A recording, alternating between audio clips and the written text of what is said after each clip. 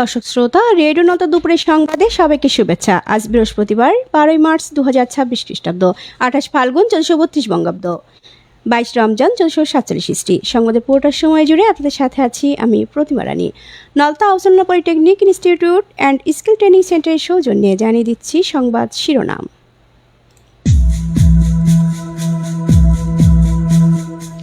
আজ থেকে দেশে আবার গণতন্ত্রের যাত্রা শুরু, বললেন প্রধানমন্ত্রী।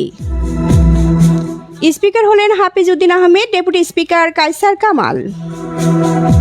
প্রধানমন্ত্রীর নির্দেশে সংসদে কালেমা তাইবা স্থাপন।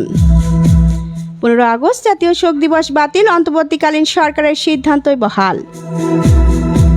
শ্যামনগর প্রাথমিক শিক্ষক সমিতির ইফতার মাহফিল।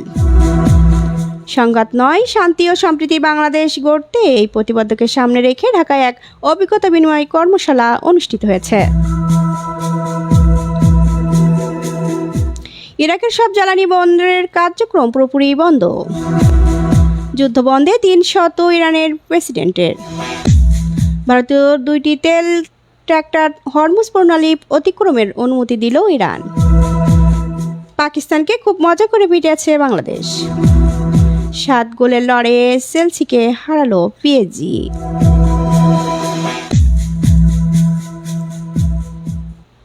এতক্ষণ শিরোনাম শুনলেন, এবারে বিস্তৃত। শুরুতে থাকছে জাতীয় সংবাদ।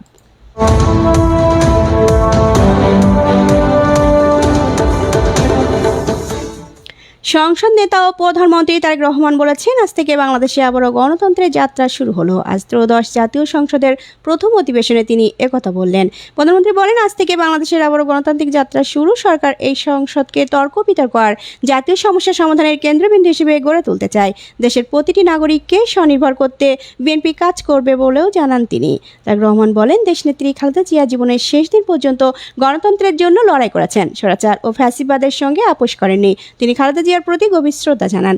সাবেক প্রেসিডেন্ট জিয়াউর রহমান তার প্রতিও শ্রদ্ধা জানান তিনি। এদিকে 13শ জাতীয় সংসদের স্পিকার নির্বাচিত হয়েছেন মুক্তিযুদ্ধ বিষয়ক মন্ত্রী মেজর হাফিজ উদ্দিন আহমেদ। স্পিকার পদে নির্বাচনের জন্য এই একটি মাত্র মনোনয়ন পেয়েছেন বলে জানান সংসদ সভাপতি খন্দকার মোশাররফ হোসেন। এই প্রস্তাব সংসদকে উত্থাপন করা হয়, এতে হ্যাঁ জয়যুক্ত হয়। অন্যদিকে 13শ জাতীয় সংসদের ডেপুটি স্পিকার নির্বাচিত হয়েছেন ভূমি প্রতিমন্ত্রী কায়সার কামাল। এদিকে জাতীয় সংসদের অধিবেশন কক্ষে স্পিকারের চেয়ার বরাবর পেছনের উঁচু দেয়ালে পবিত্র কালেমা তাইবা লা ইলাহা ইল্লাল্লাহু মুহাম্মাদুর রাসূলুল্লাহ সাল্লাল্লাহু আলাইহি সাল্লাম লেখা আরবি ক্যালিগ্রাফি স্থাপন করা হয়েছে। গতকাল প্রধানমন্ত্রী তারেক রহমানের নির্দেশে এই ক্যালিগ্রাফিটি স্থাপন করা হয়। গতকাল সকাল 9:30 থেকে বিকাল 4টা পর্যন্ত জাতীয় সংসদ সচিবালয়ে অফিস করেন প্রধানমন্ত্রী। এ সময় জাতীয় সংসদের সংশ্লিষ্ট শাখাকে কালেমা তাইবা লেখা আরবি ক্যালিগ্রাফিটি অধিবেশন কক্ষে স্থাপনের নির্দেশ দেন।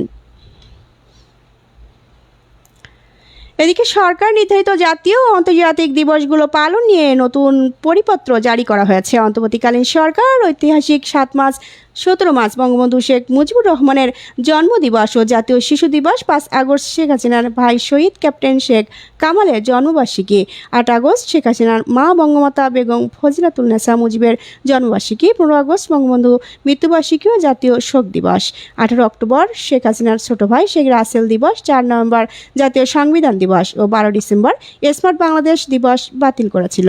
বিএনপি সরকার সেই সিদ্ধান্ত বহাল রেখেছে। এদিকে স্বরাষ্ট্রমন্ত্রী সালাউদ্দিন আহমেদ বলেছেন, আজকের এই মুহূর্তের জন্য সমগ্র জাতি দীর্ঘ 17 বছর অপেক্ষা করেছে, সংগ্রাম, আন্দোলন ও রক্ত দিয়েছে।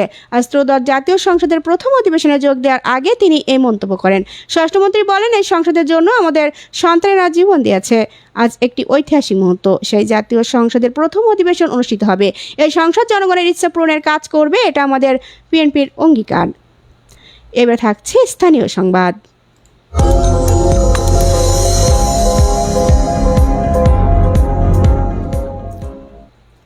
শ্যামনগর প্রাথমিক শিক্ষক সমিতির ইফতার মাহফিল। আরও জানাচ্ছেন শ্যামনগর থেকে রণজিৎ বর্মন। শ্যামনগর উপজেলার সরকারি প্রাথমিক শিক্ষক সমিতির ইফতার মাহফিল নিজস্ব কার্যালয়ে বুধবার বিকালে অনুষ্ঠিত হয়। উপজেলার প্রায় 2 শতাধিক শিক্ষকের অংশগ্রহণে ইফতার পূর্ববর্তী আলোচনা সভায় বক্তব্য রাখেন উপজেলার সহকারী শিক্ষা অফিসার মোহাম্মদ শাহিন হোসেন, মোহাম্মদ হুমায়ুন কবির, প্রকাশ চন্দ্র মণ্ডল, শ্যামনগর সরকারি প্রাথমিক শিক্ষক সমিতির সভাপতি প্রধান শিক্ষক দীনেশ চন্দ্র মণ্ডল, সাধারণ সম্পাদক শিক্ষক মোহাম্মদ তরিকুল ইসলাম, প্রধান শিক্ষক মিজানুর রহমান লাবলু, প্রধান শিক্ষক শফিউল আজম, প্রধান শিক্ষক সিরাজুল ইসলাম প্রমুখ। উপজেলার বিভিন্ন এলাকার সরকারি প্রাথমিক বিদ্যালয়ের প্রধান শিক্ষক ও সহকারী শিক্ষকবৃন্দ ইফতার মাহফিলে অংশগ্রহণ করেন। শ্যামনগর থেকে রণজিৎ বর্মন, রেডিও নলতা। সংঘাত নয়, শান্তি ও সম্প্রীতির বাংলাদেশ গড়ি, এই প্রতিপাদ্যকে সামনে রেখে ঢাকায় এক অভিজ্ঞতা বিনিময় কর্মশালা অনুষ্ঠিত হয়েছে। আরও জানাচ্ছেন কালীগঞ্জ থেকে সুকুমার দাস বাচ্চু। সংঘাত নয়, শান্তি ও সম্প্রীতির বাংলাদেশ গড়ি, এই স্লোগানকে সামনে রেখে ঢাকায় ICCL ইন্টারন্যাশনাল কনফারেন্স রুমে অনুষ্ঠিত হলো বাংলাদেশ শান্তি ও সহিংসতার প্রতি গতি প্রকৃতি MIPS প্রকল্পের অভিজ্ঞতা বিনিময় সম্মেলন। সম্মেলনে স্বাগত বক্তব্য রাখেন দি হাঙ্গার প্রজেক্টের country director Prashanta Tripura. The hunger প্রজেক্টের আয়োজনে বাংলাদেশের 37টি জেলার ও 74টি উপজেলার এই প্রকল্পের সাথে সম্পৃক্ত PFG গ্রুপ, YPFG গ্রুপ সহ অন্যান্য নেতৃবৃন্দ এই সম্মেলনে অংশগ্রহণ করেন। শান্তি, সম্প্রীতি এবং সহিংসতা প্রতিরোধে দীর্ঘদিন ধরে এই প্রকল্প কাজ করে আসছে। অনুষ্ঠানে তাদের বিভিন্ন অতিথিরা তাদের প্রকল্পের কার্যক্রম তুলে ধরেন এবং শান্তি ও সম্প্রীতির পথে বাংলাদেশ দ্বন্দ্ব, বিভেদ, সহিংসতা নিরসনে শান্তি সহায়কদের অগ্রযাত্রায় গল্প শোনান। সুকুমার দাস বাচ্চু, রেডিও নলতা। শ্যামনগরে সুন্দরবন সুরক্ষায় শিক্ষণ ও অভিজ্ঞতা বিনিময় সভা। আরও জানাচ্ছেন শ্যামনগর থেকে রণজিৎ বর্মন। শ্যামনগর উপজেলায় বেসরকারি সংস্থা রূপান্তরের আয়োজনে মঙ্গলবার অফিসার্স ক্লাব মিলনায়তনে সুন্দরবন সুরক্ষায় শিক্ষণ ও অভিজ্ঞতা বিনিময় সভা বুধবার অনুষ্ঠিত হয়েছে। দিনব্যাপী এ সভায় প্লাস্টিক ও পলিথিনের মাধ্যমে সুন্দরবন দূষণের ভয়াবহতা, দূষণ প্রতিরোধে দক্ষতা ও জ্ঞান অর্জন করে নিজ নিজ স্থান থেকে কার্যকর ভূমিকা পালন করা, পলিথিন ব্যবহার বন্ধ করা ও আইন বাস্তবায়ন, বর্জ্য ব্যবস্থাপনা সহ বিভিন্ন বিষয়ে আলোচনা সহ মাল্টিমিডিয়া প্রেজেন্টেশন উপস্থাপন করা হয়। রূপান্তরের জেলা সমন্বয়কারী গোলাম কিবরিয়ার সভাপতিত্বে এবং আশিকুর রহমানের সঞ্চালনায় প্রধান অতিথির বক্তব্য রাখেন উপজেলা সহকারী কমিশনার ভূমি মোহাম্মদ রাশেদ হোসাইন। বিশেষ অতিথির বক্তব্য রাখেন উপজেলা সমাজসেবা কর্মকর্তা SM দেলাওয়ার হোসেন, প্রভাষক GM আব্দুল ওয়াহাব, শিক্ষক রণজিৎ বর্মন, প্রধান শিক্ষক গাজী নজরুল ইসলাম প্রমুখ। শ্যামনগর থেকে রণজিৎ বর্মন, রেডিও নলতা। রূপান্তরের আয়োজনে কালীগঞ্জ অফিসার্স ক্লাব মিলনায়তনে শিক্ষণ অভিজ্ঞতা বিনিময় সভা অনুষ্ঠিত। আরও জানাচ্ছেন রফিকুল ইসলাম। আজ সকাল 10টায় রূপান্তরের আয়োজনে কালীগঞ্জ উপজেলা অফিসার্স ক্লাব মিলনায়তনে শিক্ষণ ও অভিজ্ঞতা বিনিময় সভা অনুষ্ঠিত হয় এবং সুন্দরবনকে রক্ষা এবং প্লাস্টিক ও পলিথিনের ক্ষতিকর বিষয়ে আলোচনা করা হয়। উক্ত অনুষ্ঠানে প্রধান অতিথি হিসেবে উপস্থিত ছিলেন উপজেলা নির্বাহী অফিসার তানিয়া আক্তার, কালীগঞ্জ প্রেস ক্লাবের সভাপতি সাইফুল বাড়ি সবু, কালীগঞ্জ লেডিস ক্লাবের সভাপতি এলাদবি মল্লিক, রেডিও নলতার head of program department Protima Rani, advocate Jafrullah, advocate Ibrahim, trainer Khalid Lami সহ শিক্ষক, ধর্মীয় নেতা ও ইউপি সদস্য, NGO প্রতিনিধিগণ ও কালীগঞ্জ উত্তর সুন্দরবনের সকল সদস্যবৃন্দ উপস্থিত ছিলেন। উক্ত অনুষ্ঠানটি পরিচালনা করেন রূপান্তরের জেলা সমন্বয়কারী গোলাম কিবরিয়া। কালীগঞ্জ থেকে রফিকুল ইসলাম, রেডিও নলতা। দর্শক শ্রোতা, আপনারা শুনছেন ও দেখছেন রেডিও নলতার দুপুরের সংবাদ। আপনাদের সাথে আছি আমি প্রতিমা রানী। এবারে আন্তর্জাতিক সংবাদ।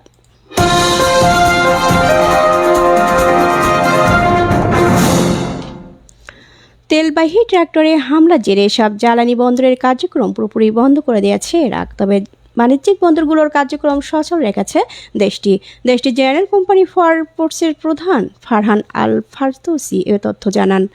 ইরানের বিরুদ্ধে এদিকে ইসরায়েল ও যুক্তরাষ্ট্রের অতর্কিত হামলায় আজ পর্যন্ত 13 দিনে গড়ালো।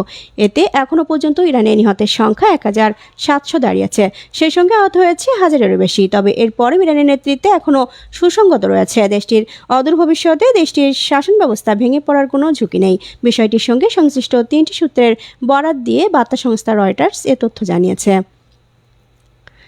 এদিকে ভারতীয় 2টি তেল ট্রাক্টর হরমুজ প্রণালী অতিক্রমের অনুমতি দিয়েছে ইরান। গতকাল দেশটির পররাষ্ট্রমন্ত্রী এস জয়শঙ্কর ও ইরানের পররাষ্ট্রমন্ত্রী আব্বাস আরাঘচির মধ্যে আলোচনার পর ইরান ভারতীয় তেল ট্রাক্টরগুলোকে হরমুজ প্রণালী অতিক্রমের অনুমতি দেয়। এই ঘটনা নয়াদিল্লির মধ্যপ্রাচ্যে কূটনীতির প্রচেষ্টায় সাফল্য হিসেবে দেখছে ভারত।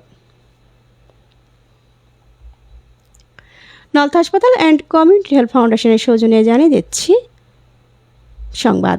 এবারে খেলাধুলার সংবাদ।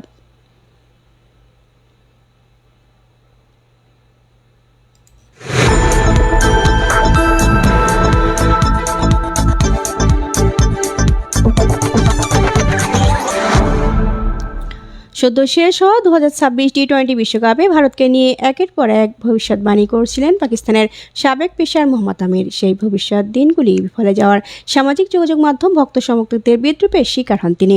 বাংলাদেশ আফগানিস্তান প্রথম ওয়ানডে পর পাকিস্তান ফের আলোচনায় আমির। বাজে পারফরমেন্সের জন্য পাকিস্তানের ক্রিকেটারদের কড়া সমালোচনা করেছেন তিনি। গতকাল মিরপুর শেরেবাংলা ক্রিকেট স্টেডিয়ামে আগে ব্যাট করতে নেমে নাহিদ রানা গতির ঝড়ে 30 ওভারে 4 বল মাত্র 114 রানে গুটিয়ে যায় পাকিস্তান। সেই লক্ষ্য তাড়া করতে নেমে মাত্র 2 উইকেট হারিয়ে 209 বল হাতে রেখে জয় তুলে নেন বাংলাদেশ। এদিকে 7 গোলের রোমাঞ্চকর ম্যাচে ঘরের মাঠে চেলসিকে 5-2 গোলে হারিয়েছে পিএসজি। এতে কোয়ার্টার ফাইনালে ওঠার পথ এক ধাপ এগিয়ে গেল লুইস এনরিকের দল। ম্যাচে দুবার সমতা টেনে লড়াই জমিয়ে তুলছিল চেলসি। বারকোলায় পরের পর সমতা আনেন। তার লিডের পর স্কোর লাইন 2-2 করেন এনজো ফার্নান্দেজ। শেষ করছি রেডিও নলতার দুপুরের সংবাদ। যাওয়ার আগে জানিয়ে দিচ্ছি সংবাদ শিরোনামগুলো আরও একবার।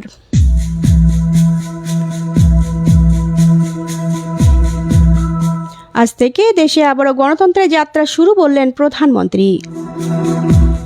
স্পিকার হলেন হাফিজ উদ্দিন আহমেদ, ডেপুটি স্পিকার কায়সার কামাল। প্রধানমন্ত্রীর নির্দেশে সংসদে কালেমা তাইবা স্থাপন। 15 আগস্ট জাতীয় শোক দিবস বাতিল, অন্তর্বর্তীকালীন সরকারের সিদ্ধান্ত বহাল। শ্যামনগর প্রাথমিক শিক্ষক সমিতির ইফতার মাহফিল। সংঘাত নয়, শান্তি ও সম্প্রীতি বাংলাদেশ গড়ি, এই প্রতিপাদ্যকে সামনে রেখে ঢাকায় এক অভিজ্ঞতা বিনিময় কর্মশালা অনুষ্ঠিত হয়েছে। ইরাকের সব জ্বালানি বন্দরের কার্যক্রম পুরোপুরি বন্ধ। যুদ্ধ বন্ধে 3 সপ্তাহ ইরানের প্রেসিডেন্টের। ভারতীয় 2টি তেল ট্রাক্টর হরমুজ প্রণালী অতিক্রমের অনুমতি দিল ইরান। পাকিস্তানকে খুব মজা করে পিটিয়েছে বাংলাদেশ। 7 গোলে লড়াইয়ে চেলসিকে হারালো পিএসজি।